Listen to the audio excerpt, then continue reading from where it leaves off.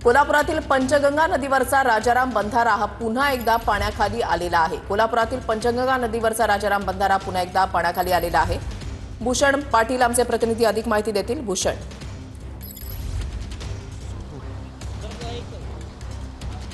गेल्या 2 ते 3 दिवसापासून कोल्हापूर जिल्ह्यामध्ये पुन्हा एकदा दमदार पाऊस कोसळतोय आणि त्यामुळेच पंचगंगा नदीसह सगळ्याच नद्यांच्या पाणी पातळीमध्ये मोठी वाढ झाल्याचं पाहायला मिळतंय। आपण बघू शकतो पंचगंगा नदीच्या पाणी पातळीत वाढ झाल्यामुळे या नदीवर असलेला राजाराम बंधारा आता पूर्णपणे पाण्याखाली गेलेला आहे आणि त्यामुळे या सगळ्या बंधाऱ्यावरची वाहतूक प्रशासनाकडून बंद करण्यात आली आहे। खरं तर या सगळ्या पावसाळ्यामध्ये दुसऱ्यांदा हा सगळा राजाराम बंधारा आहे तो पाण्याखाली गेल्याचं आपल्याला पाहायला मिळतंय।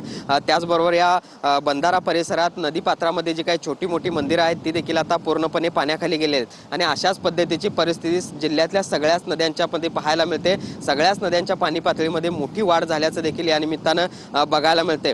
शहराबरोबरच ग्रामीण भागात देखील पावसाचा जोर भरपूर आहे, त्यामुळे पेरण्या देखील मोठ्या प्रमाणावर रखडलेल्या आहेत। मात्र आपण बघू शकतो की या सगळ्या पावसाळ्यामध्ये दुसऱ्यांदा हा सगळा राजाराम बंधारा आता पाण्याखाली गेल्याचं आपल्याला पाहायला मिळतंय आणि त्यामुळे आज देखील कोल्हापूर जिल्ह्यासाठी ऑरेंज अलर्ट देण्यात आलेला आहे। गेले 2 दिवस सलग ऑरेंज अलर्ट होता आणि आज तिसऱ्या दिवशी देखील ऑरेंज अलर्ट आहे। त्यामुळे पावसाचा जोर पुन्हा एकदा वाढेल आणि त्यामुळे या सगळ्या नदीच्या पाणी पातळीमध्ये अजून वाढ होण्याची शक्यता प्रशासनाकडून वर्तवली गेलेली आहे। धन्यवाद भूषण दिलेल्या सविस्तर माहितीसाठी।